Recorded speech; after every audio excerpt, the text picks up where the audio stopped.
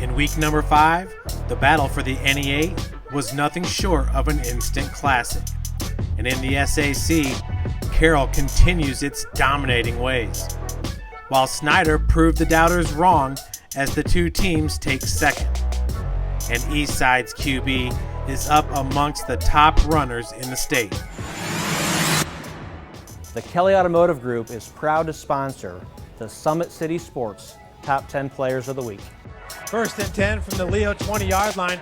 Carrico inside the 10, the 5, ball's forward, and that's a touchdown from 20 yards out. Coming in at number 10 is East Noble running back Kanan Carrico.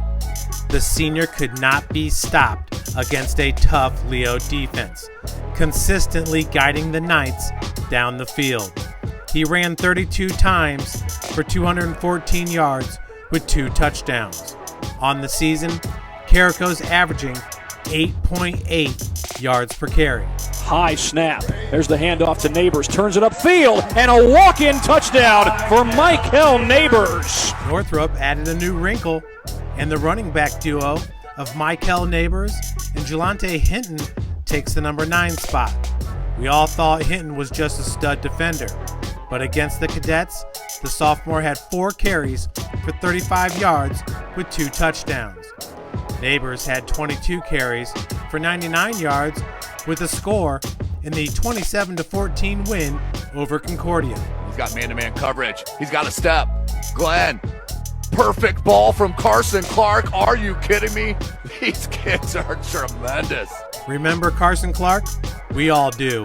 And the left-handed signal caller comes in at number 8. Clark completed 14 of 18 passes for 231 yards with 4 touchdowns in the 55-9 thumping at Northside. Bounces near side. Oh, on the post. Open. Oh, my goodness.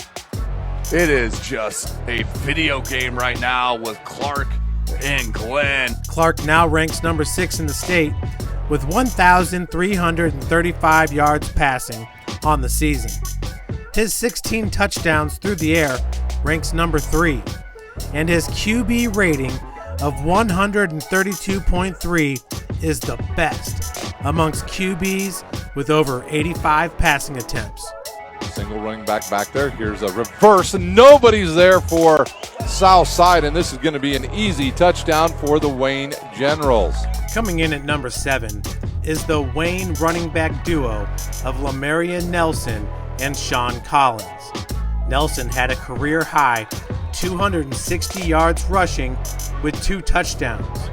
The junior now leads the SAC in rushing with 830 yards. Wayne, and here comes Mr. Nelson again. He's off to the races, breakthrough 1 tackle. Can he go the distance? He cuts it back inside. 2 men to beat, and they'll drag him down inside the 10. Collins ran 10 times for 101 yards with 3 touchdowns in the 36-26 win over Southside. Woodland QB Jake Snyder comes in at number 6. After losing its first 3 games of the season, the Warriors have won 2 straight. Against Southern Wells, he completed 6 of 7 passes for 195 yards with 3 touchdowns. He also ran 3 times for 88 yards with 2 more scores in the 54-6 win over the Raiders. In a must-win game, Snyder running back Tyrese Brown paced the Panthers to a huge 17-14 win at Homestead. He comes in at number 5.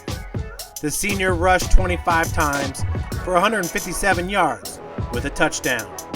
Brown now has 779 yards rushing on the season with 4 games played through 5 weeks. Taking the number 4 spot is the Snyder defense.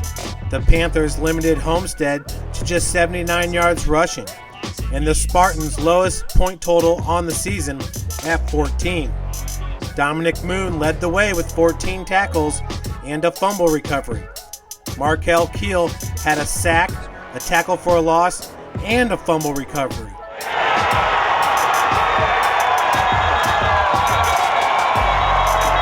And Dorian Rogers had an interception for Snyder. Here's Becker looking to throw. He's going to step up, fires it downfield. Coverstone streaking down the field, catches it at the 35, 30, 20, and he will not be caught. Carroll QB Jeff Becker was on Friday night and comes in at number 3. The Chargers needed a win to stay in the hunt for the SAC, and Becker delivered, hitting 16 of 24 passes for 327 yards with 6 touchdowns in the 45-21 win at Bishop Dwanger's Shields Field, where the Saints have now dropped 2 straight.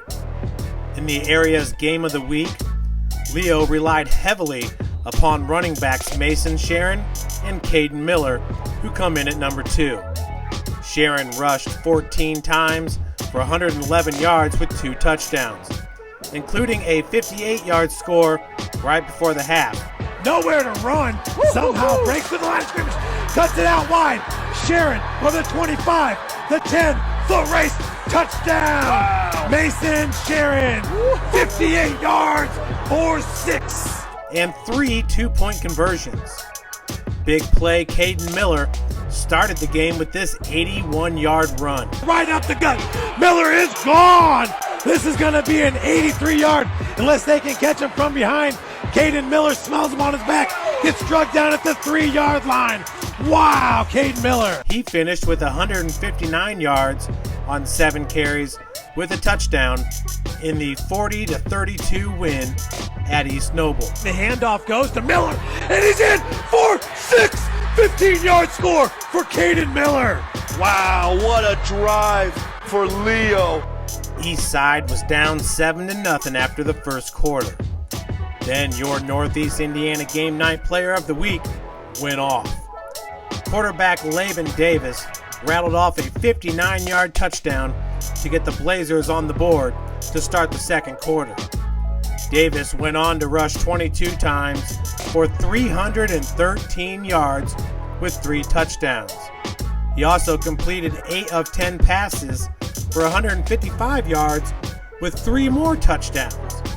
The QB leads the area in rushing with 935 yards and ranks number 6 in the state. His 12 rushing touchdowns has him tied at 12th best in the state. And all this while holding a 124.7 QB rating with 695 passing yards and 10 throwing touchdowns. The Kelly Automotive Group would like to congratulate all the players that made this week's Summit City Sports Top 10 list. And good luck next week. This week on Summit City Sports, Carroll looks to stay hot at Southside. Dwanger seeks to get back on track at Concordia.